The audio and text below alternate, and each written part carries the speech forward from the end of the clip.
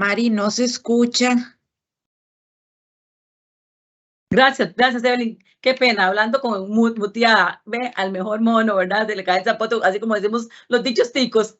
Definitivamente, se fue el en vivo, como siempre, ¿verdad? Nos suele suceder en esos casos, el micrófono. Muchísimas gracias, bienvenidos y bienvenidas tengan todos ustedes. Sean, para nosotros es un placer, la Dirección de Recursos Tecnológicos, el Ministerio de Educación Pública, María Luz Fuente los saluda. Un placer, de verdad, nosotros tenerlos por acá. Una de las cosas importantes que queremos recordarles que estamos en vivo, puede suceder algunas cosas como en este momento, ¿verdad? Algunos detallitos con el volumen, el sonido, pueden solucionarlo con audífonos, la recepción o a veces un delay que viene depende de la conexión que tengan y la recepción que ustedes tengan en la parte del internet, ¿verdad? Entonces, para que tengamos un poquito de paciencia en ese sentido. Bueno, nosotros hoy tenemos otra charla en la cual les traíamos en este proceso de acompañamiento del equipo del programa de formación tecnológica en la Dirección de Recursos Tecnológicos. En todo este proceso para ustedes docentes, queridos docentes de todas las direcciones regionales, ayer estuvo muy bonita un taller charla muy linda, ¿verdad? Podemos decir que una metodología mixta en los cuales compartieron y estaban muy contentos. Hoy no es también no es la diferencia, porque hay una persona también muy importante que nos acompaña en este momento. Y tenemos hoy como objetivo de este taller, que presentaremos las posibilidades que ofrecen las tecnologías a la hora de realizar innovaciones educativas. Es un proceso en el cual se nos da en el trabajo con el aula, y vamos a tener hoy, en el día de hoy, a doña Mariana Maggio, educación, apoya la parte del sector público de educación desde Microsoft América Latina, en los cuales ellas nos va a dar unas palabritas acá y va a continuar con la capacitación o el tallercito del día de hoy. Le voy a dar, pero antes de la bienvenida a doña Mariana, pero antes de esto, doña Mariana, voy por lo menos a que la conozcan un poquito. ¿Quién es doña Mariana, verdad? Doña Mariana es profesora titular y regular en educación en tecnologías, trabaja en el Departamento de Educación, graduada en el Departamento de Educación de Facultad de Filosofía y Letras de la Universidad de Buenos Aires. Es directora de la maestría y carrera de especialización en tecnologías de la educación en la Facultad de Filosofía y Letras de la Universidad de Buenos Aires. Es miembro del Consejo Nacional de Calidad de la Educación en Argentina y responsable de programas académicos de Microsoft. Es una compañera de años de nosotros aquí de trabajos en Costa Rica. Así es que un gusto, Mariana, tenerlo por acá. Adelante. El público es suyo, de verdad, como siempre. Muchas gracias, Marielos. Un saludo enorme para ti y para todo el equipo y por supuesto para todas las colegas y los colegas que nos acompañan. Para mí es un enorme honor estar a cargo de la charla de hoy y como parte de este ciclo. Quiero agradecerles muchísimo la invitación en nombre de Microsoft Costa Rica y en nombre de Microsoft Latinoamérica. Es muy grato que nos dejen compartir nuestro trabajo aquí. Y hablando de compartir, Mari, voy a compartir mi pantalla, si me permites, en este momento. Tú me confirmas, por favor, cuando está siendo vista por los colegas. Perfecto, Mariana, listo. Ahora sí, adelante. Muy bien. Bueno, quiero contarles, antes de arrancar, que soy docente, como ustedes. En mi caso, ahí Marielos lo mencionaba, soy profesora de tecnología educativa en la Facultad de Filosofía y Letras desde hace más años que los que me gustaría reconocer, pero digamos que varias décadas, y desde ahí tengo un gran equipo que acompaña procesos de innovación a través de las tecnologías en Argentina y en la región. Estoy con Microsoft hace casi 20 años, con lo cual quiero decirles que me ha tocado pasar por diferentes momentos. Ahora voy a hablar un poquito de eso, pero digo, en la post-pandemia, qué gran oportunidad que tenemos hoy a partir de todo lo que hemos aprendido, ¿no? Y también de las complejidades que hemos atravesado, que sabemos quienes estamos en las aulas, que han sido muchísimas. En mi país también tengo mucho trabajo en temas de formación docente en los diferentes niveles del sistema educativo. Soy profesora también en un profesorado de formación de docentes de primaria. Entonces, bueno, siento, queridos colegas, que si bien en este caso voy a compartir nuestra perspectiva de trabajo, la perspectiva de trabajo que llevamos adelante desde Microsoft Educación en Latinoamérica, sepan que tengo mucha como afinidad con las preguntas que nos hacemos cotidianamente en las aulas y en las aulas de la región, que en muchos sentidos ofrecen desafíos grandes. Y como tecnóloga educativa que soy, quiero decirles que decidí empezar esta presentación hablando un poco de la historia del campo, y ya voy a llegar a las metodologías activas, que es el gran tema sobre el que me han invitado a disertar. Pero creo que es necesario hacer a veces como una mirada en este tiempo que nos damos para aprender juntos y entender de dónde venimos, entender cuáles son las hipótesis con las que hemos trabajado, porque es necesario, me parece, tener un análisis bastante crítico de lo que hemos pasado para poder decir, bueno, ¿qué es hoy hacer un trabajo en el aula desde el punto de vista de las metodologías activas? La tecnología educativa tiene una larga historia. Quienes hacemos algunos análisis conceptuales sobre el campo, decimos que empieza a mitad del siglo pasado, por lo menos desde la década del 50 que se habla de enseñar tecnología educativa. Y eso tuvo que ver en algún momento con el cine en la escuela, el diario en la escuela, la radio en la escuela, la televisión en la escuela, hasta que llegaron las primeras computadoras. Y quiero decir, como argentina, todo el reconocimiento que merece Costa Rica en este tema, ¿no? Costa Rica siempre ha sido pionero en materia de tecnología en la educación, y cuando pensamos, por ejemplo, en esos primeros desarrollos de logo que se hicieron con las computadoras, en general en los laboratorios, bueno, Costa Rica tiene ahí una experiencia que sin duda es pionera. Quiero decirles que esta larga historia entró a este siglo de la gran mano de Internet, ¿no? Y de nuevo acá, bajo la idea de laboratorios, los portales educativos, después el concepto de una computadora por estudiante, y podríamos decir que llega hasta hoy con esta puerta que se abre de la mano de la inteligencia artificial generativa. Y luego voy a referirme a esto. Pero quiero también señalar, y acá les decía con un poco de, si quieren, de mirada crítica, que este recorrido que algunos autores denominan más artefactual o instrumental, pensando en el aparato, muchas veces relegó la cuestión pedagógica. Justamente se concentró en el aparato y no en lo que podíamos hacer en el aula desde la perspectiva de la enseñanza y desde la perspectiva del aprendizaje. Y creo que este es un aprendizaje que vale la pena subrayar, porque justamente estoy acá invitada para referirme a las metodologías activas.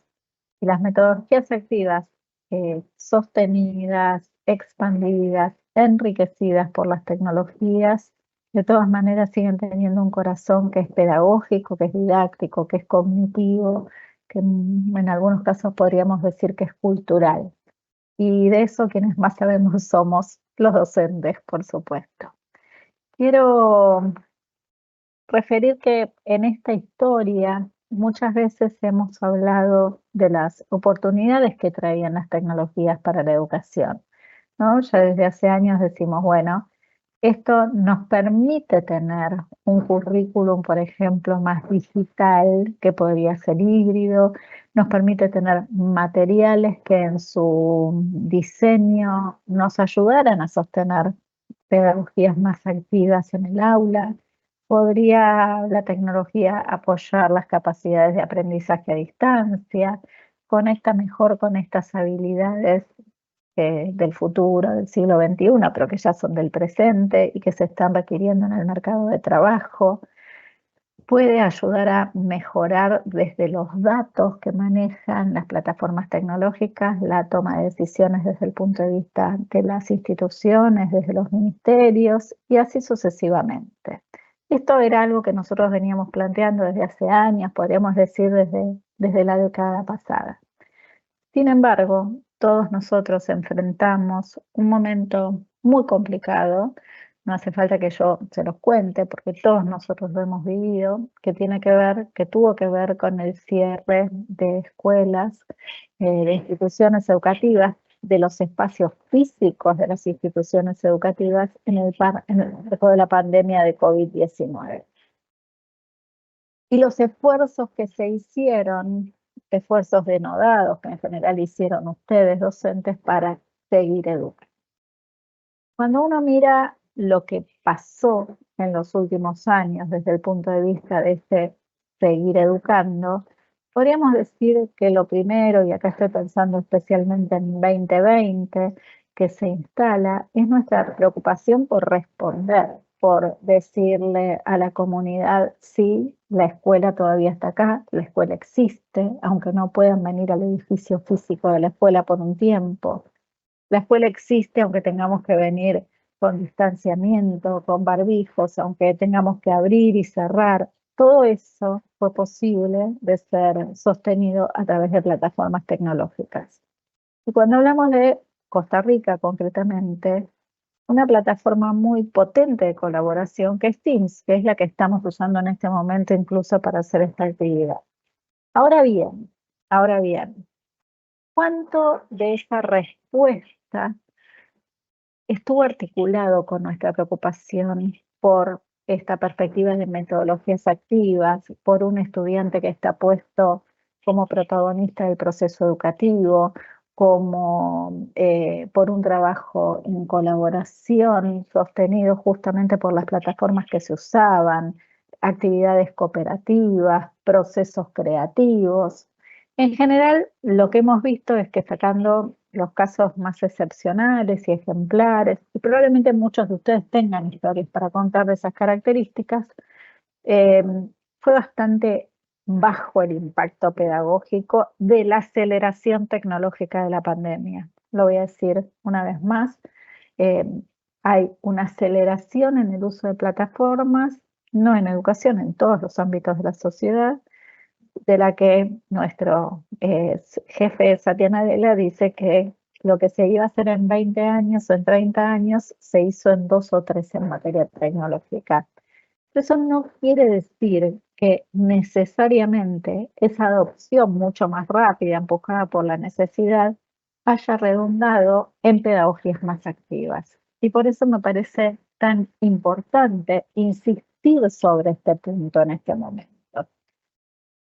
Bueno, como todos ustedes saben, después de esa atención, en muchos casos remota, a los estudiantes, que tuvo que ver sobre todo con mandar materiales, mandar actividades, mandar ejercicios, mandar evaluaciones, yo suelo decir, no hay gran pedagogía activa en el hecho de mandar cosas, vino el momento de recuperar. Primero con las aperturas parciales de las instituciones, de los edificios físicos de las instituciones educativas y después, por supuesto, con el retorno a la presencialidad plena.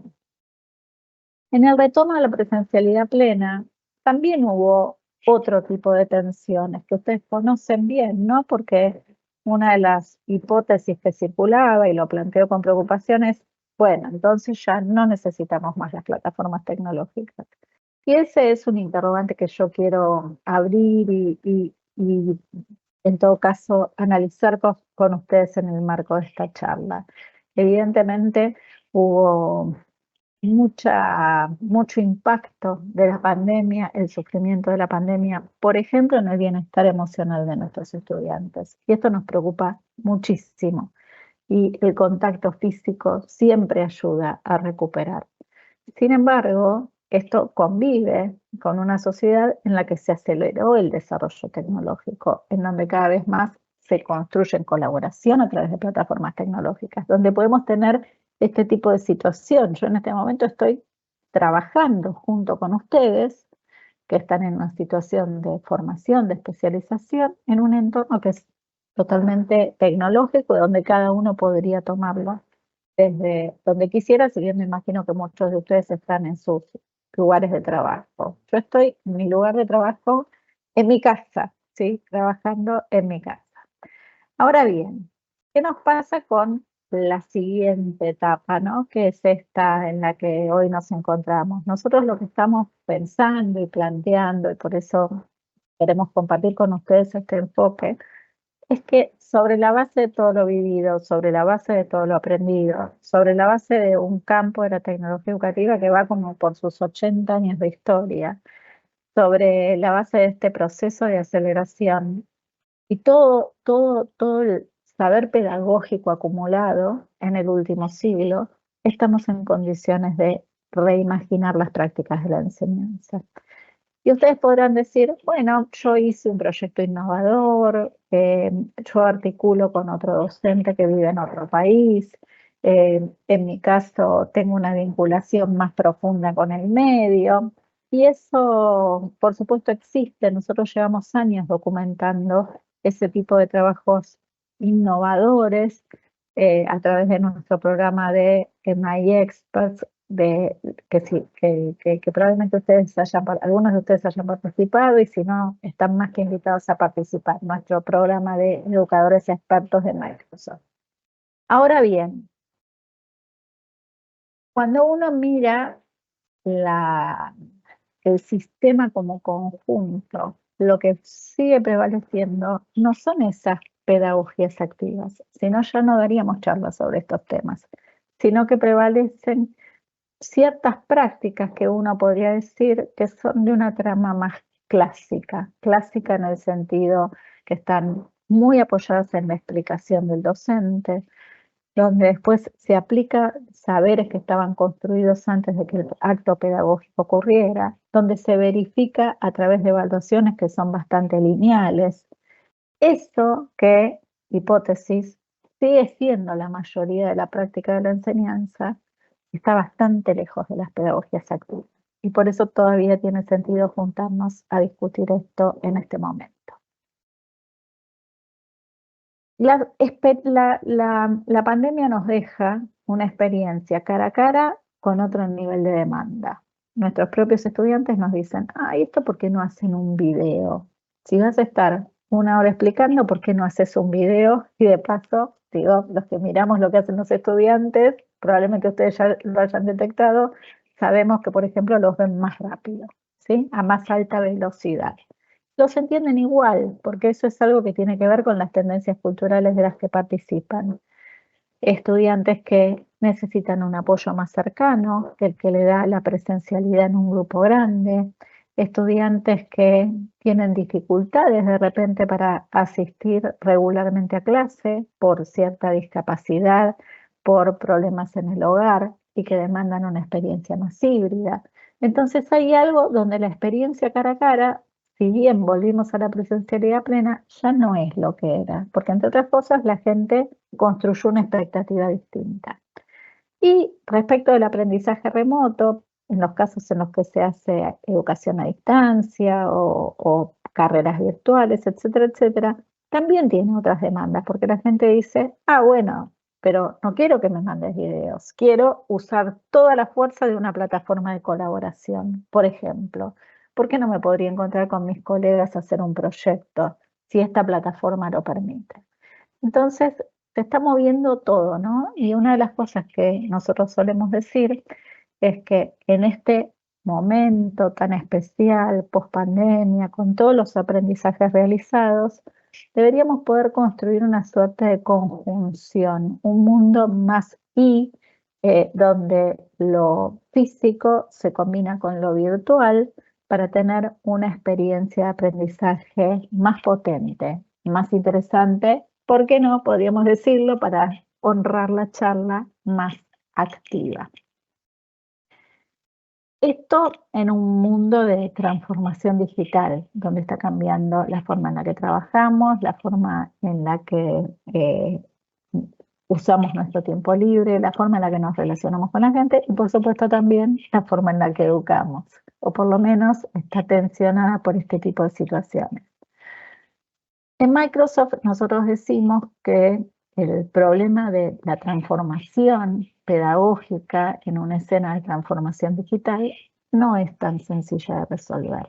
No alcanza con tener una máquina, no alcanza con tener un laboratorio a disposición, no alcanza con decir hay un docente que innova en este colegio, no alcanza con decir hice un proyecto con una metodología más activa, pero después ya voy a volver al modo cotidiano porque eso es mucho más esfuerzo. Y como tenemos claro que esto es complejo de llevar adelante en la práctica cotidiana de nuestras aulas, dijimos, bueno, vamos a hacer un marco que nos permita como ordenar nuestra mirada sobre la transformación. En este marco hay un componente que tiene que ver con el liderazgo, con las políticas y, por ejemplo, el hecho de que el ministerio convoque a hacer este tipo de especializaciones, donde reconozca que hay que seguir subrayando la importancia de las pedagogías activas, forma parte de este cuadrante que acá ven en verde, ¿no? Tener una visión de cambio, pensar que hay un cambio cultural que no para y que esto tiene que ser apoyado. Después tenemos toda una discusión, un debate respecto de cómo cambian los espacios físicos de los lugares donde educamos en este mundo que es más flexible, que como dijo Bauman alguna vez es más líquido, qué tipo de configuraciones espaciales se necesitan, y eso también apoya una perspectiva activa. Y a ver, en mis años de docencia, para dar un ejemplo súper concreto, que hasta acá di pocos, la experiencia me enseñó que cada vez que entro al aula y cambio la configuración espacial, empiezan a pasar otras cosas. Mis estudiantes ya saben, ¿no? Un día llegan y están los pupitres o los bancos o los escritorios afuera del aula, otro día están alineados de una manera, otro día están apilados. Y todo esto tiene resignificaciones muy profundas en el tiempo-espacio del aprendizaje y conectan profundamente con el lugar que ocupa el alumno en el aula. Cuando nosotros decimos están todos los estudiantes sentados, alineados, en hileras, con un docente que está al frente, en una especie de atrio desde el que diserta, es difícil ubicar que el estudiante se convierta en un protagonista de esa escena. Y a veces las cosas son tan sencillas como empezar moviendo los bancos. Tenemos un componente, además, desde nuestro punto de vista, que tiene que ver con la trayectoria de los estudiantes, ¿no? Cómo seguimos al estudiante a lo largo de su historia, cómo reconocemos sus estilos de aprendizaje, las dificultades familiares, el contexto en el que viven, por supuesto también las condiciones de acceso a tecnología y cómo eso va conformando su historia. Pero hay un corazón, que en este caso lo ven en violeta o púrpura, no sé cómo se verá este color, que tiene que ver con la enseñanza y el aprendizaje. Y para mí como pedagoga y como docente, este es el corazón del asunto. Y ustedes ven acá como una de las dimensiones tiene que ver con un aprendizaje centrado en el estudiante. Yo no sé si alcanza para hablar de una metodología activa con decir que el aprendizaje tiene que estar centrado en el estudiante. A veces eso se dice mucho y se hace poco. Pero hay algo de esto que se mueve, si ustedes se remiten, y tal vez algunos de ustedes como yo tuvieron esta formación cuando hicieron su carrera docente, ¿no? Si volvemos a la pedagogía nueva del siglo pasado, pero que todavía sigue siendo nueva en muchos sentidos, nos encontramos, por ejemplo, con una preocupación por enseñar a partir de los centros de interés de los estudiantes, de Crowley. Eso decía la pedagogía nueva en el siglo pasado. Entonces, siempre aparece en la escena, más que en el modelo clásico, el estudiante en el centro, un estudiante escuchado, un estudiante que hace, ¿no? Tal vez esa sería como la mejor definición de lo activo, un estudiante que no solo escucha, que no solo repite, que no solo aplica, sino un estudiante que hace. Y entonces, para ir al corazón del asunto, quiero contarles que con nuestro equipo de pedagogos de Microsoft el año pasado hicimos un trabajo que estuvo basado en relevar las metodologías activas, podríamos decir, que fueron consolidándose en el marco de la pandemia, pospandemia. Este es un trabajo que llevamos adelante con Ediel Cortés, Mariana Méndez, Fernando Puertas, todos pedagogos y docentes. Y es un trabajo que tiene un material que yo voy a compartir con ustedes en un ratito más que pueden descargar.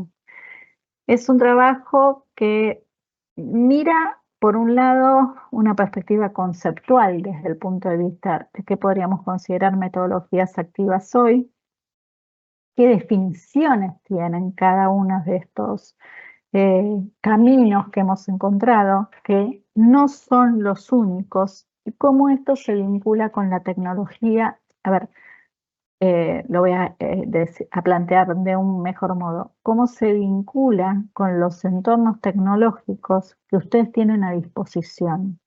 Que son entornos tecnológicos que, insisto, están preparados para la colaboración. A veces miro experiencias de aulas virtuales o de campus virtuales donde las aulas funcionan como un repositorio, donde subimos materiales, subimos videos, subimos actividades, ponemos algunos foros para, para distraer, para que parezca una propuesta más activa, pero en realidad no lo es. Creo que acá el camino que tenemos que encontrar juntos, y me parece que para eso va a ser muy importante nuestra sesión de conversación a continuación, tiene que ver con decir cómo logramos poner estos entornos tecnológicos desde el punto de vista del diseño pedagógico al servicio de esta pedagogía activa en la que el estudiante construye conocimiento original, colabora con otros, genera transformaciones en beneficio de su comunidad, hace a la vez que aprende.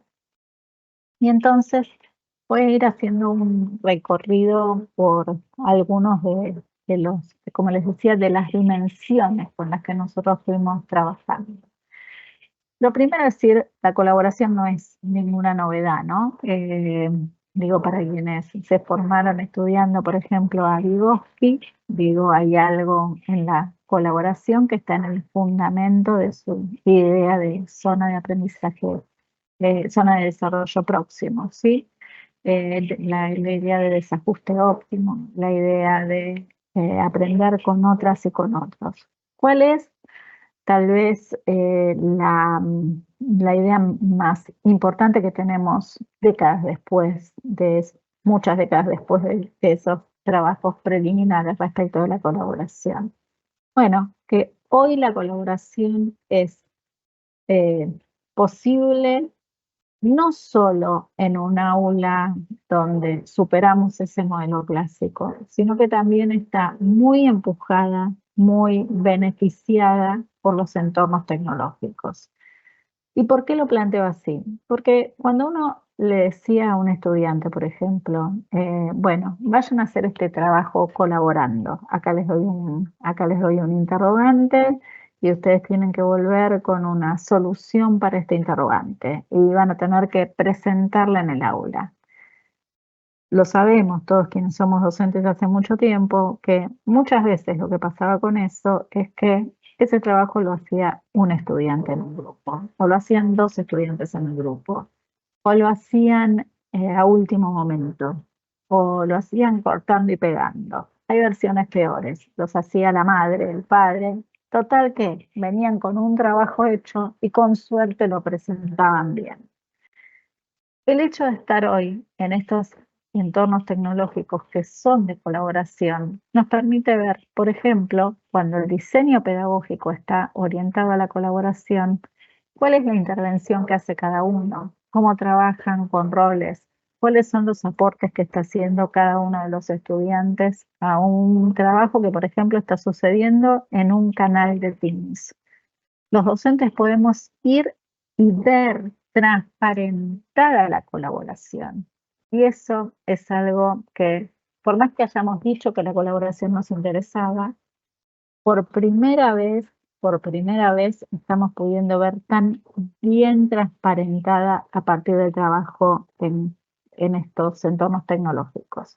Nosotros ahí decimos, bueno, esto explota, esto se potencia cuando uno propone actividades complejas, cuando entiende que hay formas de inteligencia que son propias de este tiempo, que son colectivas, cuando hace del ámbito de esta colaboración un espacio también de revisión de errores, cuando ponemos el foco en la construcción de soluciones a problemas o en el trabajo en torno de proyectos. Acá nosotros pusimos el énfasis en lo colaborativo, pero lo colaborativo puede explotar muy bien en una visión que es de aprendizaje basada en problemas o de enseñanza estructurada por proyectos o de análisis de casos o de desarrollos de intervenciones de cara a la comunidad. Esto depende de la perspectiva de trabajo de cada institución, depende de la perspectiva de trabajo de cada docente o equipos de docentes. Pero el énfasis que queremos poner en esto es que cuando uno encara un trabajo de colaboración, tiene que ser un diseño pensado para la colaboración. La colaboración espontánea es de características que desde el punto de vista pedagógico tienen baja intensidad. Entonces, ¿cómo nosotros podemos construir una escena donde el centro está puesto en la colaboración y lo que los estudiantes pueden construir en colaboración, que es mucho más que lo que pueden construir solos? Y cómo eso puede dar lugar a aprendizajes mucho más profundos. Acá tenemos como referencia teórica, para los que les interesan las referencias teóricas, como a mí, que me interesan mucho, ya lo habrán notado.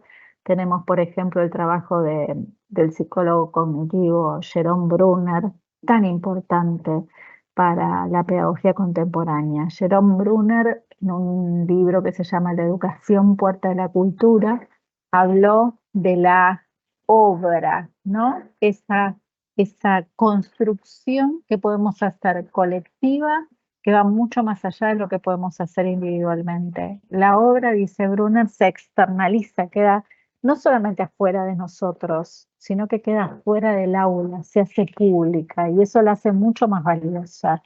Y en esa obra pública aparecen, sostiene Brunner, los rasgos de la cognición que salen del acto privado y se vuelven sociales. Y uno mira ahí y entiende lo que aportó, lo que resignó, lo que negoció, lo que perdió. El proceso de aprendizaje es muchísimo más contundente. En este trabajo que hicimos con mis queridos colegas, Ediel, Mariana y Fernando, ustedes tienen como conexiones con los tipos de herramientas que pueden sostener la colaboración en línea y la colaboración fuera de línea, ¿no? Y ahí después les voy a compartir el material para que puedan hacer un recorrido. En relación con el anterior y todas estas dimensiones de alguna manera están combinadas, nosotros encontramos que hay un camino muy interesante en la solución de problemas. Hay una tradición también, viene del siglo pasado, de decir, bueno, los estudiantes aprenden mejor de una manera más activa cuando están resolviendo problemas. David Perkins dice, cuando pasan del nivel de información, de la repetición de los datos, al nivel de resolución de problemas. Paulo Freire, en Pedagogía del Oprimido, nos alienta a pensar más allá de una pedagogía bancaria, en la que depositamos cosas en la cabeza de la gente. Y dice que uno empieza a entender, a aprender cuando estoy mirando a una ventana, por eso miro hacia afuera del aula y problematiza, y puede desarrollar esa mirada problematizadora, que tiene que ver con entre otras cosas con preguntarse. Freire dice que la problematización debería dar lugar a la creación de inserciones críticas, soluciones, intervenciones. Ahí estoy ampliando un poco la posición freiriana, pero definitivamente creo que soy totalmente como respetuosa de su texto.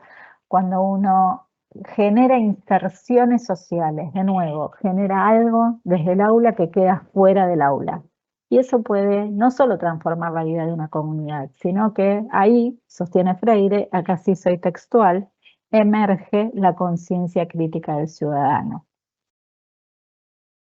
A lo largo de todos nuestros años de trabajo, especialmente con los MI Experts, la gran parte de los proyectos innovadores que hemos reconocido tienen esta mirada hacia afuera del aula. El trabajo con problemas concretos que tienen que ver con la seguridad vial, que tienen que ver con la prevención de la violencia, que tienen que ver con posiciones más sustentables desde el punto de vista del uso de la energía, cuestiones que tienen que ver con la prevención de enfermedades, cuestiones que tienen que ver con la detección y solución de plagas que afectan los cultivos. Estoy hablando de todos proyectos de docentes latinoamericanos que han hecho eso, que han mirado para afuera y que han planteado un camino de construcción de soluciones con sus estudiantes. Esos proyectos donde los estudiantes además tienen, vuelvo a Brunner, este sentido de agencia, se sienten con la fuerza como para cambiar un estado de cosas, los cambian profundamente a ellos. Y todos los estudiantes que participan de estos proyectos salen siendo otros y habiendo aprendido profundamente, podemos decir, habiendo hecho procesos cognitivos complejos o de vía alta. Para mí fue siempre muy revelador al hablar con los docentes innovadores que llevan adelante propuestas de este tipo, cuando dicen, ya ni necesito evaluarlo porque me consta que sabe, sé que sabe. Y entre otras cosas, sabe que sabe porque el trabajo con la complejidad de la resolución de problemas hace que los estudiantes tengan que colaborar, lo hagan a través de plataformas tecnológicas, colaboren entre sí, colaboren con el afuera, con el ingeniero vial, con la artista que recupera la historia de los inmigrantes, con el médico del pueblo o con lo que fuera, con quien fuera. Entonces son interacciones hacia el interior y hacia el exterior que quedan documentadas, que quedan transparentadas, y los docentes nos corremos como de esta posición explicativa y empezamos a mirar lo que se está construyendo como camino de solución. Acá nosotros en el documento, digo, vamos como marcando algunas cuestiones. Esto puede tener en algunos sentidos vinculación con la investigación, puede tener componentes que son más dilemáticos, que tienen que ver con posiciones o problemas donde no hay soluciones felices, donde no hay finales felices, y hay que convivir con esa estructura dilemática. Pero quiero resaltar algo que acá planteamos y tiene que ver con el hecho de que los mejores problemas en nuestra experiencia son los que son codiseñados con los estudiantes, donde son los propios estudiantes los que dicen, para nosotros, que pensando en un querido colega de Colombia que trabajó en esta línea, el problema son los niveles crecientes de agresión en la escuela, ¿sí? Y de ahí derivo un proyecto de cómics para la paz, por el cual el docente fue premiado en todo el mundo, ¿sí? Pero el proyecto donde hacen cómics que son orientados a la educación por la paz es un proyecto de desarrollo, de creación, de construcción original que responde a un problema. Y el problema eran los niveles crecientes de violencia al interior de la institución y de agresión. Entonces, si lo ponemos, si yo tuviera que sintetizar esta diapositiva en una sola idea, lo que diría es que lo más difícil para nosotros de cambiar es partir del problema, en lugar de partir de la explicación del saber construido. Cuando uno se permite cambiar y partir del problema, ahí empieza el círculo virtuoso de la metodología activa. Vamos a avanzar. Hay una dimensión con la que nosotros trabajamos, que es, yo creo que es una dimensión, tal vez en las anteriores yo hacía alusión a Vygotsky, a Brunner, a Paulo Freire, son probablemente caminos que tienen más historia. No porque este no lo tenga, pero tiene una historia tal vez más reciente y tiene que ver con la preocupación por la creatividad. Tal vez ustedes vieron ese video, esa charla TED muy famosa, donde Ken Robinson sostenía que la escuela mataba la creatividad en una posición tal vez un poco extrema, pero que sirvió para levantar una bandera. Y Ken Robinson, que falleció hace algunos años, deja ese legado como preocupación. Las escuelas tienen que alentar la creatividad, nosotros tenemos que alentar la creatividad. ¿Por qué? Porque este mundo requiere creación. ¿En qué sentido? Prácticamente todo el saber construido hasta acá está disponible en las redes. Uno puede decir, no, bueno, pero hay que saber buscarlo. Sí, pero también ahora te lo busca la inteligencia artificial, o sea que eso cada vez es más simple. Y no solo que todo el saber acumulado está disponible, sino que se acelera la construcción de conocimiento habida cuenta de estos escenarios de disposición de tecnologías, con lo cual la diferencia, la distinción para nuestros estudiantes la va a ser el hecho de que puedan crear. Eso los va a volver sujetos potentes en el mundo que viene, en el mundo de trabajo que viene y en la economía que viene. La diferencia va a ser entre el que está preparado para hacer una tarea rutinaria, que va a ser muy fácilmente desplazada por desarrollos tecnológicos en ciernes, contra aquel que puede hacer una tarea creativa, un trabajo creativo, que puede mirar y decir, acá voy a inventar algo.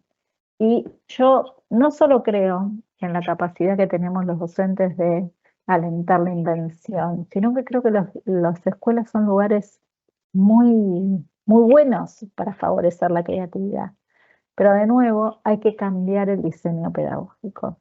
Y acá la inspiración viene por el lado, por ejemplo, y acá sí ya esta referencia tiene algunos años, de Edward de Bono y la idea del pensamiento lateral. El pensamiento lateral tiene que ver con, lo solemos decir en términos coloquiales, pensar por fuera de la caja, o pensar saliendo del patrón con el que estamos habituados a pensar. Pensar distinto, eso ya es muchísimo. Pero hay métodos para pensar distinto y nosotros acá trabajamos con este enfoque de doble diamante, pero tal vez ustedes también escucharon hablar de lo que es la metodología de design thinking o pensamiento de diseño, que es bastante parecida a esto que están viendo, donde el ejercicio empieza con la ideación o la imaginación. ¿Qué es lo que este grupo de estudiantes, por ejemplo, puede inventar en relación con una problemática que sucede en la comunidad? Articulando acá con la línea de solución de problemas. ¿O qué es lo que puede inventar porque quieren crear un dispositivo para el futuro en el campo de la salud? ¿Por qué no? Entonces, esto empieza con un proceso de ideación, de comprensión, de observación y de construcción en el corazón del asunto de un prototipo. ¿Qué es un prototipo? Es un ensayo previo a un modelo definitivo. Por ejemplo, si yo quiero hacer un como he visto que hizo un colega en Brasil, un filtro de bajo costo para abordar el problema de la contaminación de las aguas en los hogares, no voy a hacer el filtro definitivo, sino que voy a trabajar con esta idea de prototipo, lo voy a esquematizar, lo voy a hacer con materiales de bajo costo, voy a ir mirando un elemento por vez para ver si funciona. Con ese prototipo vamos a hacer testeos, vamos a hacer pruebas, hasta llegar vamos a pedir validaciones, vamos a ponerlo a disposición y ver cómo funciona hasta que construimos el filtro de agua definitivo. Y ojalá ese filtro de agua definitivo alguien lo pueda mirar, reconocer como creación y producir a escala. ¿Por qué no? Hay una conexión profunda hoy entre las preocupaciones de los estudiantes fundamentalmente, entre esta línea de creatividad y desarrollos que tienen que ver, por ejemplo, con la robótica, ¿no? Donde imaginan y crean robots que pueden, por ejemplo, manejar el sistema eléctrico de la escuela. Y ustedes dicen, no, bueno, qué sofisticado. No, eso se hace en escuelas, eso se hace en colegios, eso se hace en colegios que quedan en Costa Rica también, ¿sí? Estas son construcciones que muchos docentes cada vez más están haciendo. Ahora, como les decía en la diapositiva anterior respecto a la resolución de problemas, el inicio no es la explicación, el inicio es el problema. Y acá el inicio tampoco es la explicación, el inicio es la pregunta, la imaginación, la idea, la posibilidad, pero además la profunda confianza en que nuestros estudiantes pueden crear, que pueden inventar. Y si nuestros estudiantes salen del sistema educativo pensando que pueden inventar, esos chicos, lo voy a decir en argentino, no los para nadie, ¿sí? Nosotros hicimos acá un ejercicio de alineación de estos momentos del enfoque de doble diamante con nuestra tecnología, ¿no? Entonces decimos, por ejemplo, podrían usar OneNote para imaginar, podrían usar OneDrive en esos procesos de comprensión más sistemática, podrían, mientras miran, documentar a través de un Sway, podrían obtener puntos de vista, discusiones preliminares a través de Form y de Yammer, y luego podrían bocetar su idea en un PowerPoint y podrían hacer un prototipo en Minecraft, ¿por qué no? Y después podrían testearlo usando Excel, recogiendo datos cuantitativos respecto de la implementación, y después podrían poner esto a disposición de la comunidad a través de una plataforma de colaboración como Teams.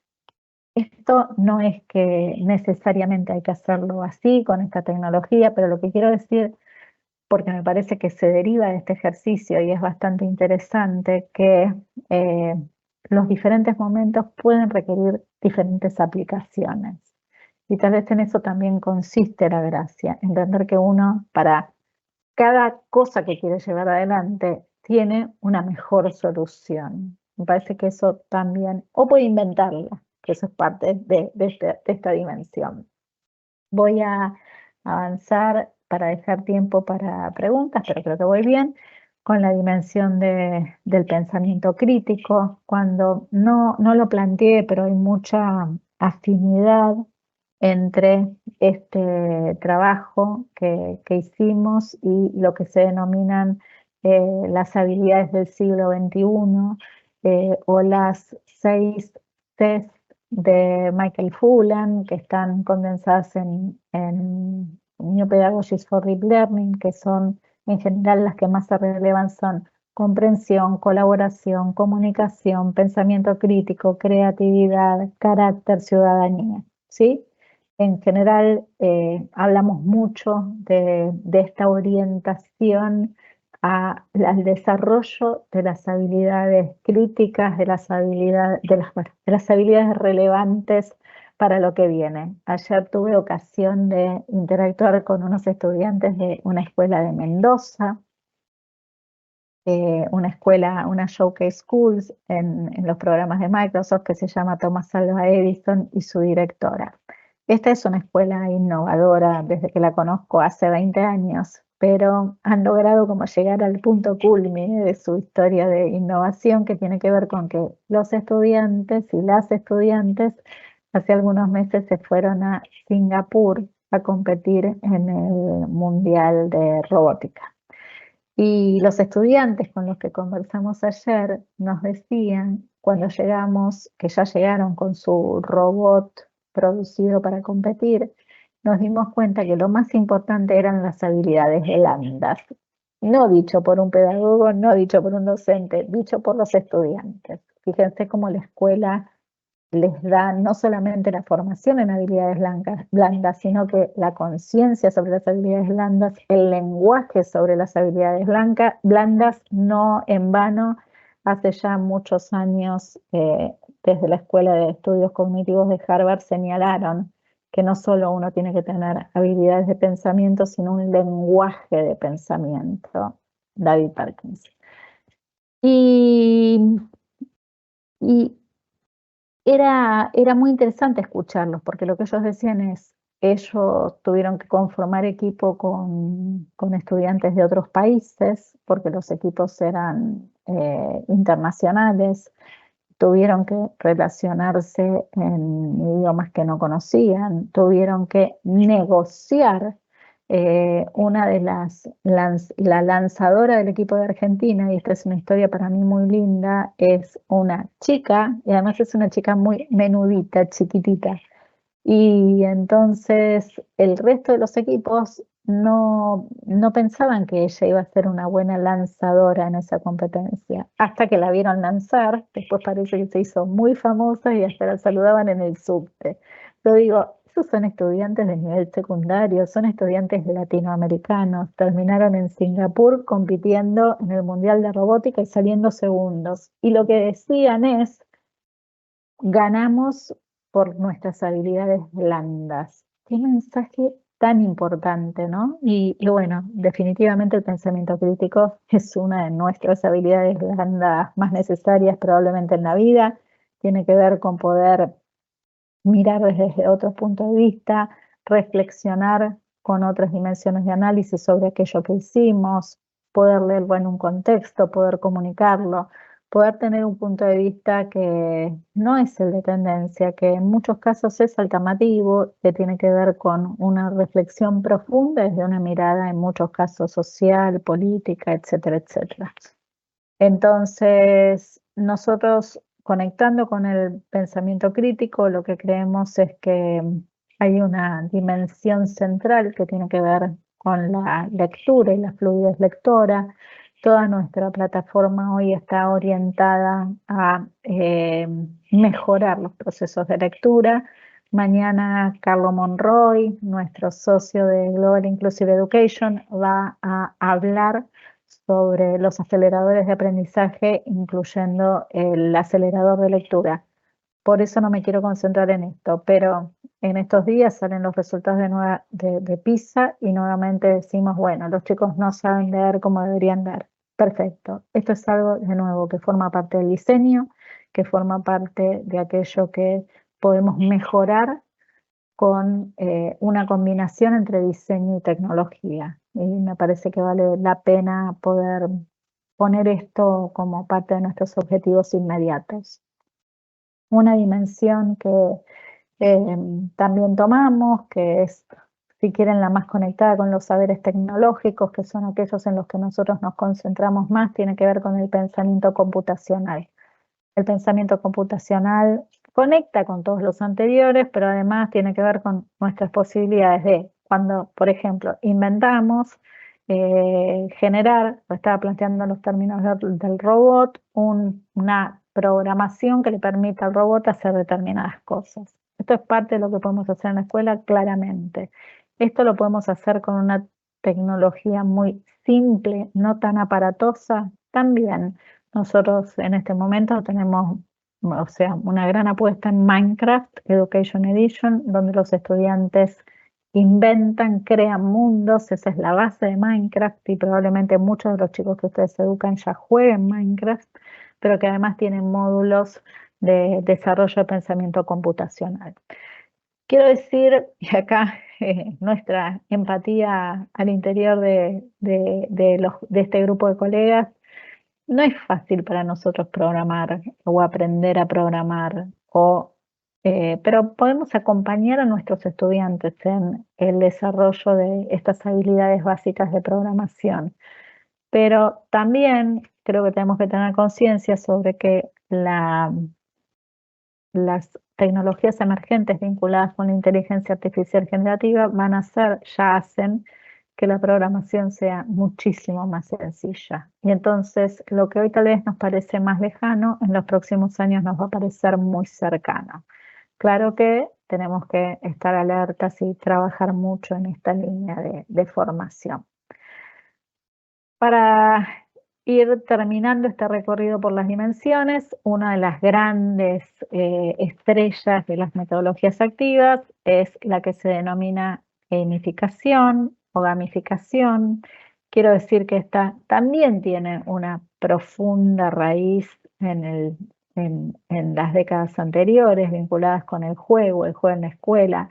Si acá hay colegas de nivel inicial, digo, el juego está en la base de su formación. Entonces, no es que, no, bueno, ahora se descubrió la gamificación. No, bueno, nuestra preocupación por lo lúdico, casi les diría que está en nuestro ADN docente. Ahora bien, hoy es posible como mirar las dos caras de la luna en términos de gamificación. Por un lado está el juego, que sigue siendo el juego con materiales concretos, el juego en el patio, el juego con tableros, el juego con fichas, que seguimos alentando porque esta mirada creativa, crítica, también se ve sostenida por el juego y por supuesto el componente de los videojuegos en línea, que son los que nuestros estudiantes cuando tienen acceso tecnológico dominan a la perfección. Cuando tienen acceso tecnológico, no solo lo dominan a la perfección, sino que lo dominan haciendo de esto como su principal actividad a lo largo del día. Quiero decir con esto que juegan muchísimas horas. Esto nos genera una oportunidad, pero también una preocupación, porque nosotros tenemos que generar prácticas que sean tan atractivas, tan atractivas como para competir con estos juegos que son muy atractivos e incluso en un cierto sentido adictivos. Entonces, ¿qué podemos y qué es como lo que convencionalmente se está denominando gamificación, hacer con esto en nuestras aulas? Bueno, gamificar la práctica. ¿Qué quiere decir esto? Trabajar, por ejemplo, con retos, trabajar con retos en equipos, dar algún tipo de estímulo a los que van cumpliendo las misiones, hacer que al interior de las misiones tengan que colaborar los diferentes equipos, porque uno quiere que sean solidarios, no que sean más competitivos que lo que ya son. Entonces, poner el juego al servicio del aprendizaje y la enseñanza. Hay una mujer muy interesante, experta en este tema, que se llama Jane McGonigal, la encuentran en todas las redes, y también tiene su charla TED, donde ella sostiene que si pusiéramos a los estudiantes que juegan horas y horas a resolver problemas para mejorar el mundo, cambiaríamos el mundo. Porque hay un montón de energía en los jugadores y un montón de tiempo, dedicación. La verdad es que nosotros queremos poner esa energía al servicio del aprendizaje, pero para poner esa energía al servicio del aprendizaje tenemos que conectar esos dos mundos, ¿no? Entonces, ¿cómo ponemos este componente de gamificación? De nuevo, pensando que nuestras propuestas son más atractivas, no tienen que ser algo que ustedes no quieran que sean, ¿no? Para que sean más divertidas, pero sí más apasionantes. Si a mí me dicen, tienen una semana, hola ustedes, 5º grado, tienen una semana para resolver una misión que consiste en ir a recuperar todos los cuentos que cuentan sus abuelas y sus abuelos de memoria y documentarlos y escribir con esto un libro que compila todos los relatos de los adultos mayores de San José, imagínense, esa es una gran misión y es una misión ludificada, ¿sí? Ludificada. No hace falta un despliegue tremendo de una plataforma, pero si ustedes quisieran desplegar una plataforma, creo que acá, por lo menos desde nuestro lado, el nombre del juego, valga la redundancia, es Minecraft. Y acá una especie de, ya estoy llegando a mi hora, una suerte de síntesis donde volvemos a poner como junto el tema de que estas propuestas, incluso en el marco de la presencialidad plena, pueden hacer que nuestras clases sean más híbridas. ¿Y por qué queremos que sean más híbridas? Bueno, porque nosotros somos híbridos. Nosotros nos estamos formando en este espacio virtual, cosa que hace algunos años era impensable. Yo cuando hacía eventos para docentes, tenía que buscar un lugar con un teatro con 500 sillas, convocar con tiempo, inscribir, pensar en una merienda, rezar para que los docentes llegaran, para que no lloviera el día que hacía el evento. Y Marielos sabe de esto muchísimo más que yo, con lo cual, con todo lo que implica hacer esto, Sí. con todo lo que implica hacer esto en la presencialidad, ¿no? Los ómnibus que lleguen, que se trasladen, que no se rompa el ómnibus, que llegue a tiempo.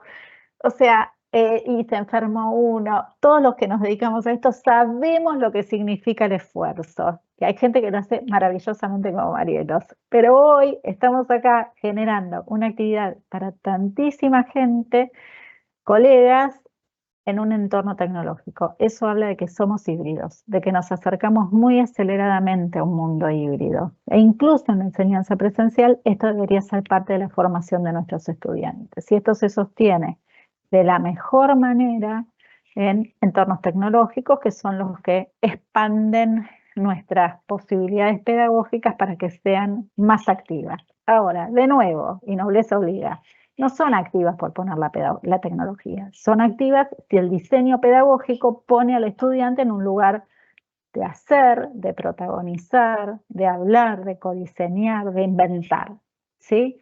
No pasa porque uno pone tecnología, pasa porque uno revisa la propuesta.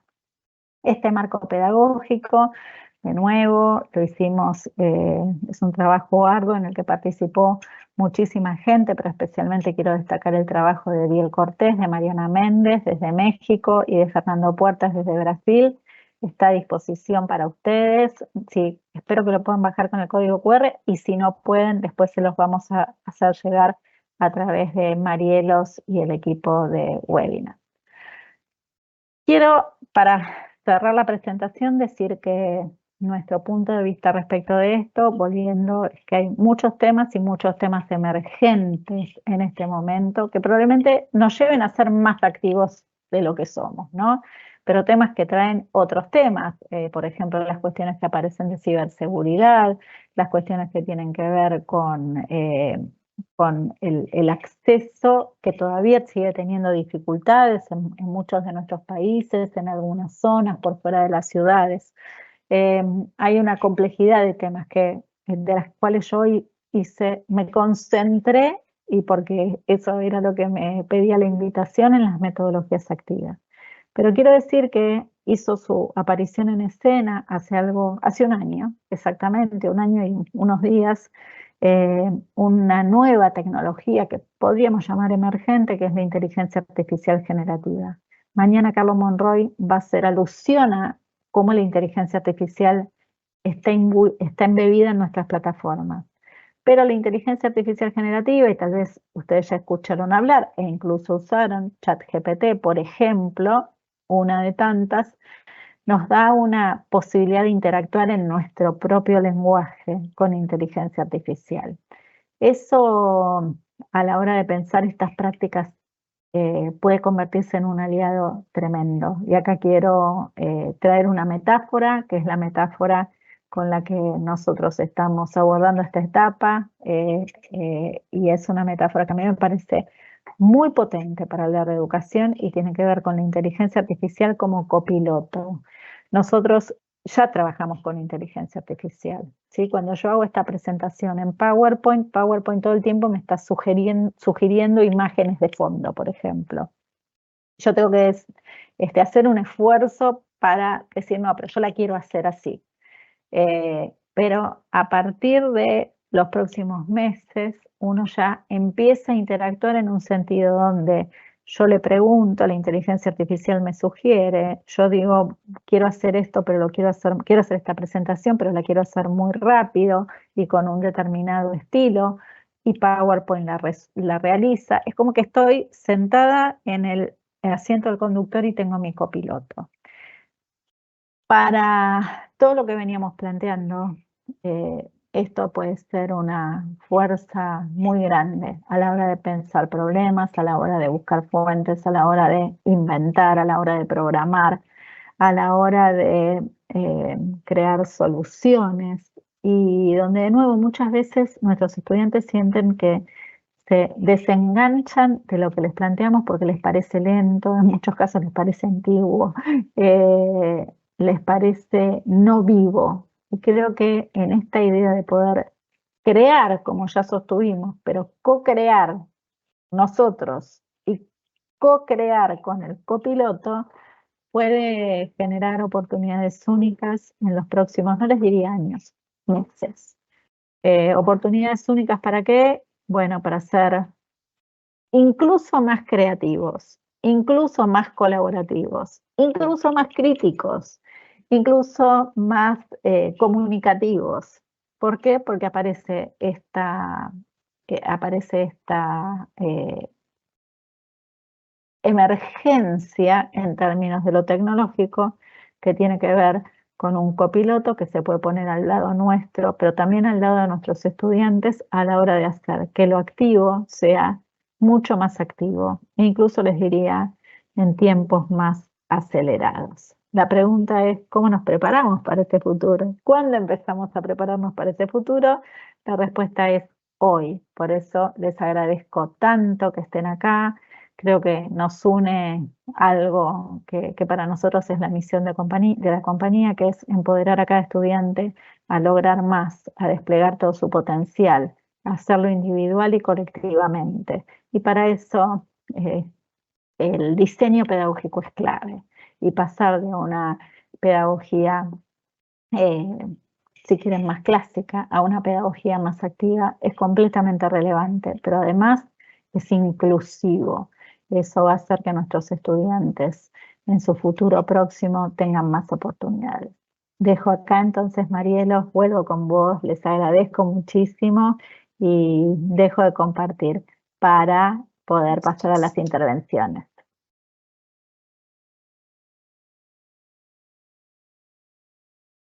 Ok. Muchísimas gracias, de verdad, como siempre, un placer tenerte por acá y escucharte con estas propuestas tan importantes, tan interesantes en ese cambio que tenemos nosotros con el programa de formación tecnológica hacia los docentes que van por un proceso, ¿verdad?, de acomodo y otras cosas para acá que pueden tomar en cuenta esas características de lo que son las metodologías activas con los estudiantes, donde el rol es el estudiante, donde el factor principal, el actor, diría más bien, principal son ellos, ¿verdad?, con esa parte híbrida que vos mencionabas ahorita, tan lindo. Yo recuerdo, yo tenía aquí en el chat de WhatsApp, Mariana, a los compañeros ¿te acuerdas del evento del año pasado, verdad? Claro. Inclusive que un sí. saludo, sí, para Katia, te mando saludos de Katia del Liceo Costa Rica, señoritas, perdón, Yo que está ahí conectada mando con todo el equipo, está ahí conectada, sí. Y ahí Paola en el sur, y por ahí están varios mandando saludos. Muchísimas gracias, de Gran verdad, abrazo. un placer y es muy interesante y muy profundo. Pero bueno, no quiero robarle mucho tiempo, Mariana, vamos aquí a dar un segundito solamente, Mariana, para seguir con las consultas, para que las personas llenen el formulario hoy de la participación y también puedan registrarse en su asistencia. Compañeros y compañeras que nos están escuchando, por favor, es importante que lo hagan y lo hagan antes del cierre de esto, porque en algún momento se les olvida y luego ya se cierra el formulario y no pueden registrar su asistencia de la buena participación que han tenido por acá. Entonces aquí tenemos el QR y tenemos también en el chat el link que los compañeros están enviando para que nos lo llenen. Vamos a dejar unos segunditos para que tengan el chance de hacerlo pasivamente un par de minutitos y continuamos con las consultas con Mariana.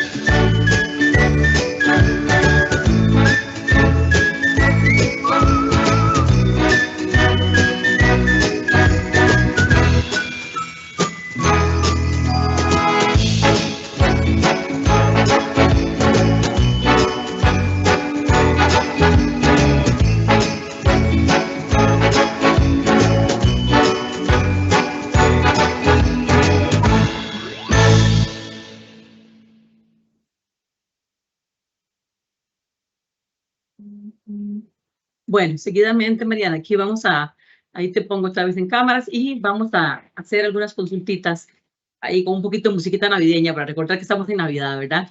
Recordarles nada más, antes de empezar con las consultas, a los compañeros que están solicitando la presentación y todo, Mariana, por si no las querés compartir, porque en el repositorio del programa de formación tecnológica se están almacenando grabaciones, bueno, todo se va a acomodar y se va a ir alojando ahí en algún momento y presentaciones de todos esos talleres y charlas en este proceso. Así es que para los que están preguntando, por ese lado también, que lo tengamos claro.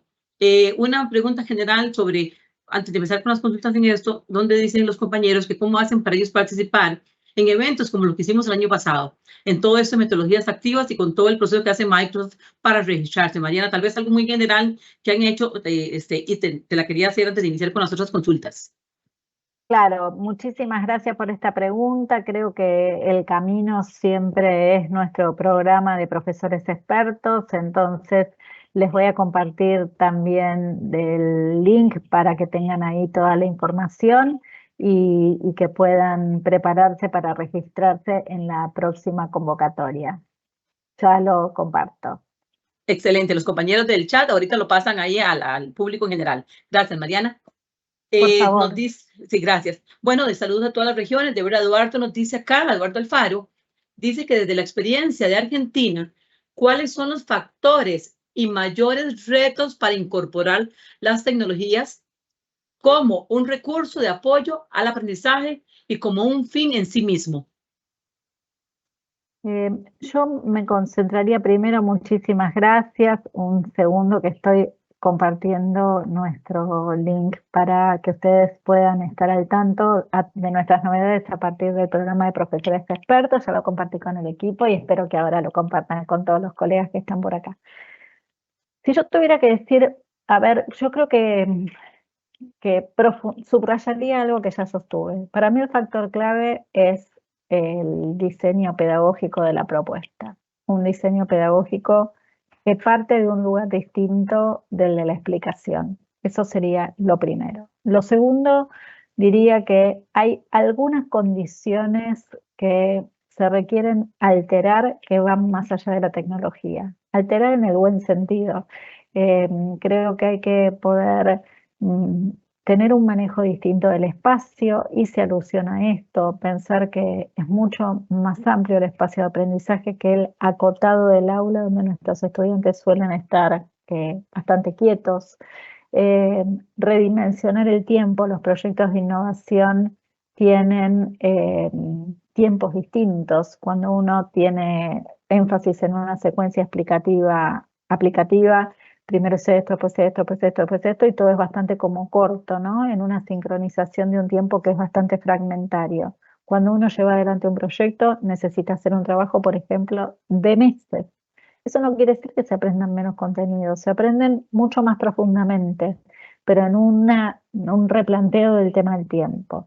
Creo que también ahí hay que poder ponderar cuestiones curriculares, ¿no? Los psicólogos cognitivos desde hace muchísimos años recomiendan centrarse en temas generadores, en cuestiones que son centrales curricularmente y que por su centralidad después tienen muchas conexiones con otros temas. Pero entonces poder ubicar esta centralidad desde el punto de vista de lo que uno quiere enseñar.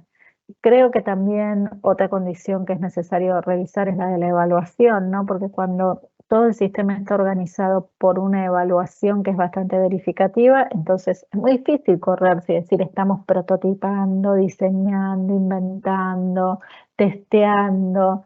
De nuevo hay un cruce con el tiempo, pero también digo, cuando uno se mueve en plataformas tecnológicas, como antes les planteaba, queda mucho más registro de lo que los estudiantes están haciendo, incluso de sus problemas, de sus errores, y uno puede intervenir directamente ahí, no necesita parar todo el tiempo.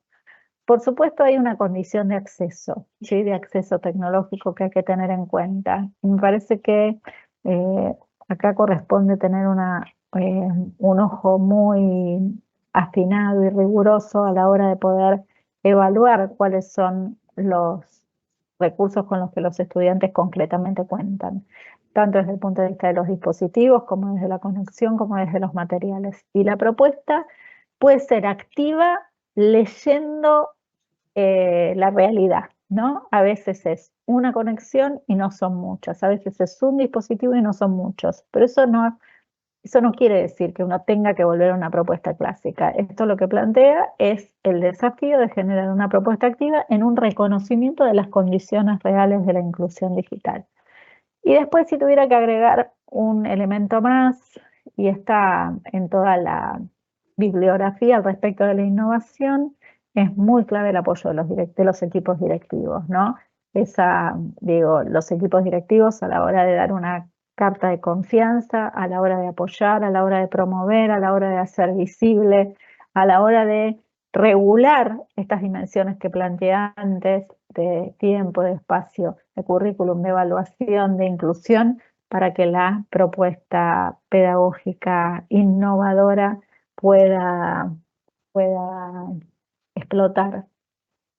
Excelente, Mariana, muchas gracias. Definitivamente el entorno, el aprender a aprender, ¿verdad? Tomando en cuenta esas consideraciones de nuestras comunidades educativas, a diferencia de Argentina y Costa Rica, ¿verdad?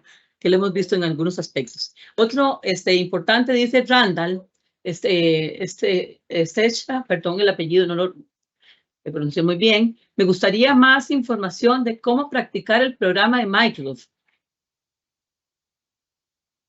A ver, si hace referencia al programa de docentes innovadores, ya les pasamos el link, ahí está toda la explicación, es un proceso de postulación, en general anual, algunos años lo hacemos 2 veces al año, y ustedes lo que hacen es presentarse en sociedad con su propuesta de innovación.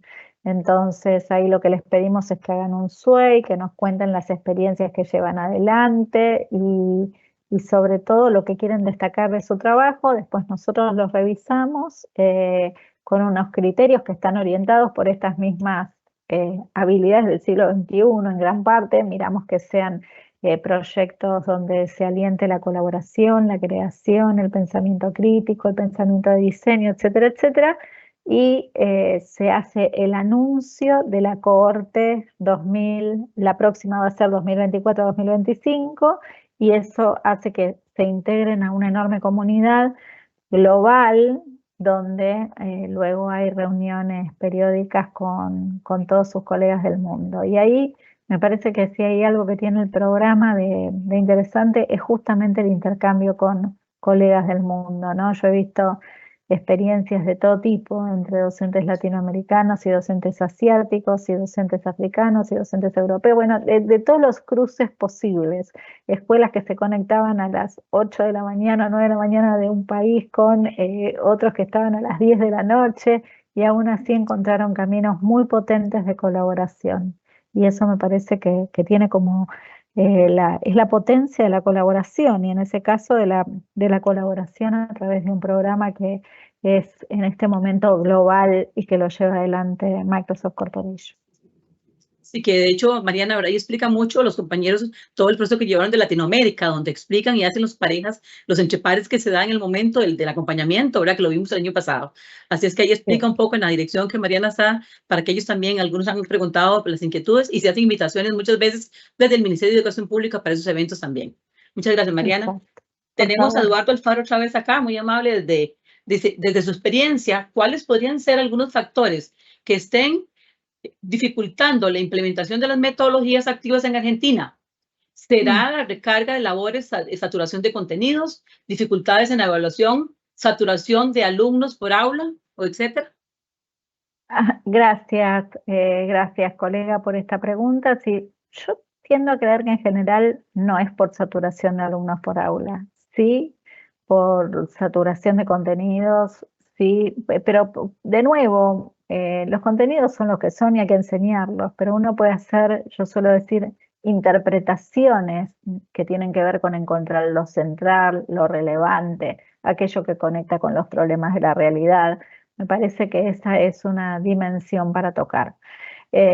Y creo que, a ver, tal vez voy a ser un poco, un poco dura en esta apreciación, pero creo que muchas veces la dificultad tiene que ver con nuestros propios esquemas mentales, ¿no? Con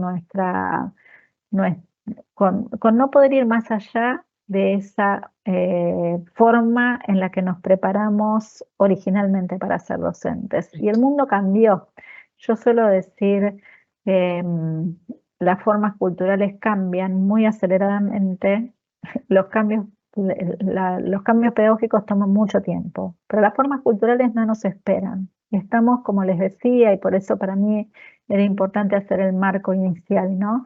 En una etapa de la historia que está atravesada por la aceleración. Eso no quiere decir que nosotros tengamos que ir aceleradamente. Eso quiere decir que nosotros tenemos que reconocer esos movimientos de la historia y pensar que si eso genera más conocimiento, más interrogantes, más problemas, ¿cómo hacemos para poner a la escuela en la perspectiva que elijamos con un mundo que muta aceleradamente? Después elegiremos el camino, pero seguir haciendo las cosas del mismo modo no parece ser la vía recomendada. Y a veces eso es lo que más nos cuesta. Exacto. Sí, definitivamente ese rol del profesor de innovar sin importar, ¿verdad? Digamos que otros lo que piensen, sino que él piense que es algo innovador y que el chico se sienta participativo, ¿verdad? Y atreverse. Eso es otra parte importante, ¿verdad? Por acá tenemos, dice que el sistema educativo con 30 estudiantes en el aula se puede trabajar con metodologías activas. Yo creo, no sé si es parecida a la anterior, ¿verdad? No importa, pero la contesto. Preferiría, Okay. Marielos, preferiría contestarla, porque en todo Listo. caso para Excelente.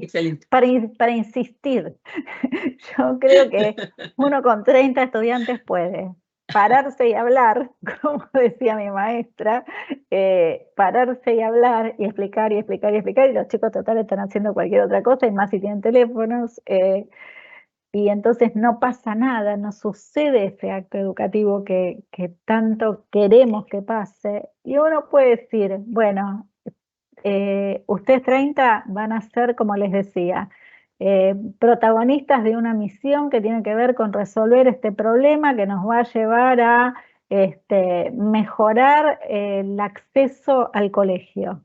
Y se van a organizar equipos y ustedes van a analizar y documentar lo que pasa, ustedes van a ir a hablar con quienes controlan la entrada, ustedes van a ir a prototipar una entrada distinta, ustedes van a ir a estudiar entradas accesibles y seguras, y todos se ponen a trabajar.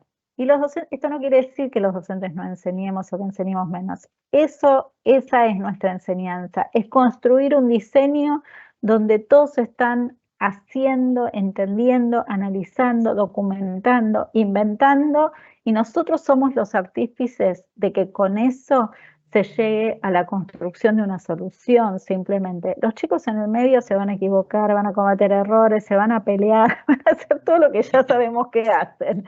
Y esa es nuestra intervención docente, que es incluso más importante que pararse y hablar, porque la diferencia es entre plantear algo a través de la explicación, que a lo sumo se lo acuerdan para la prueba, y lo otro es aprender muchísimo de generar una intervención que cada vez que pasen por la puerta del colegio van a decir, wow, esto lo hicimos nosotros somos capaces, nosotros aprendimos, nosotros entendimos, nosotros podemos cambiar la puerta, podemos cambiar el mundo.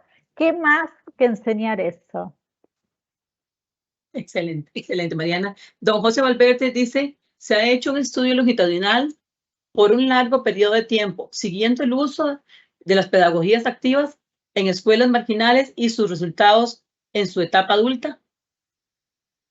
No sé si el tal estudio existe, profesor, pero digo, tenemos documentados cientos de casos en la región donde los estudiantes salen diciendo, soy otro. Pienso en estos chicos con los que hablé ayer de Singapur, ¿no?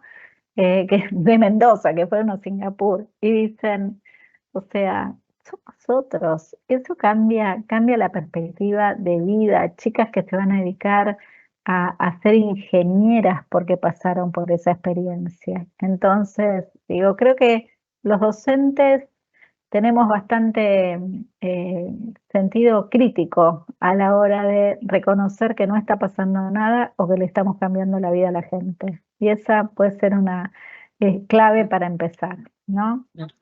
Claro, excelente. Bueno, José Valverde, muchas gracias por esa consulta. Una de las, ya vamos finalizando. ¿Cuáles son las principales metodologías activas más utilizadas y qué nos recomendaría usted?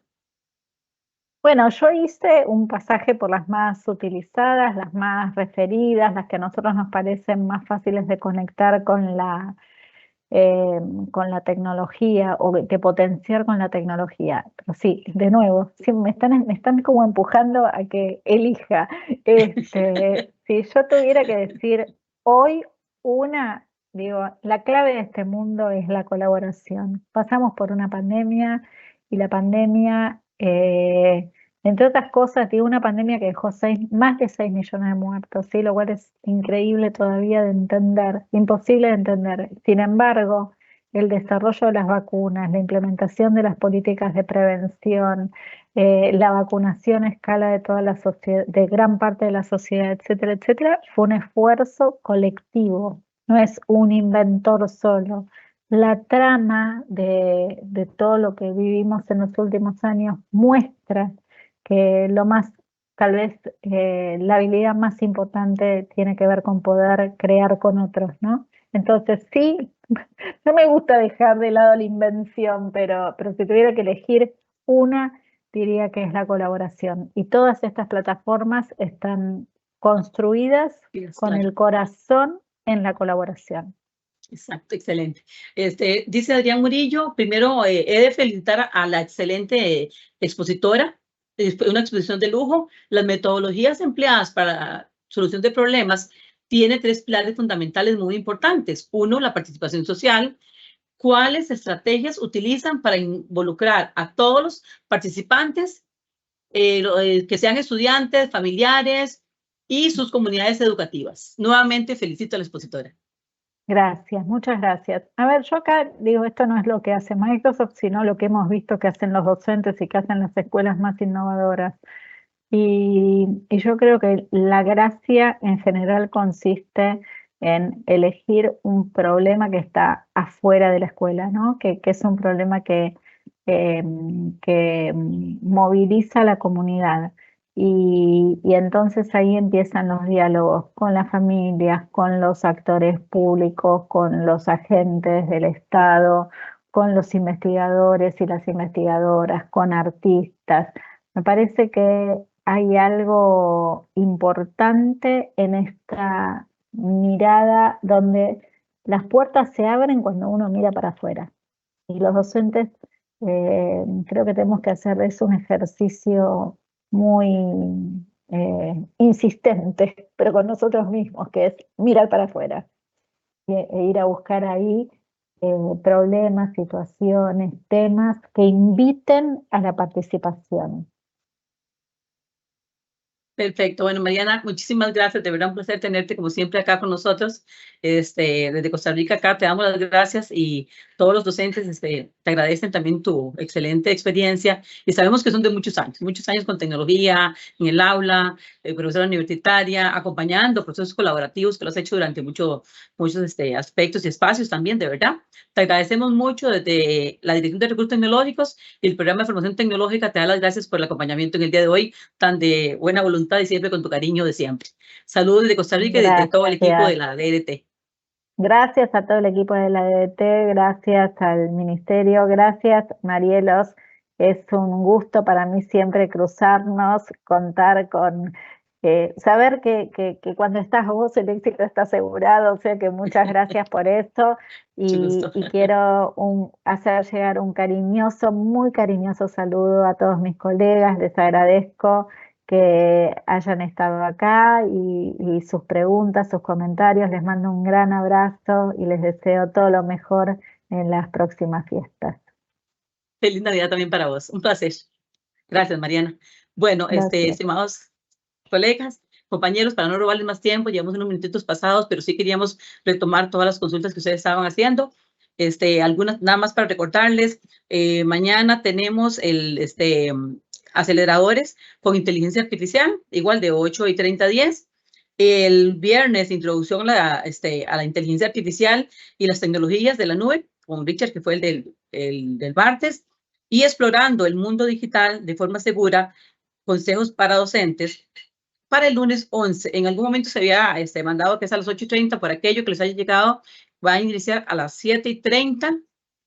A 9, por favor, nada más, para que ahí se les va a recordar en algún momento en los grupos, en los chats, en algunos espacios, para que lo tengan presente. Entonces, definitivamente esto queda grabado, de verdad que para que lo pueden consultar desde ahora en el link, lo pueden ver.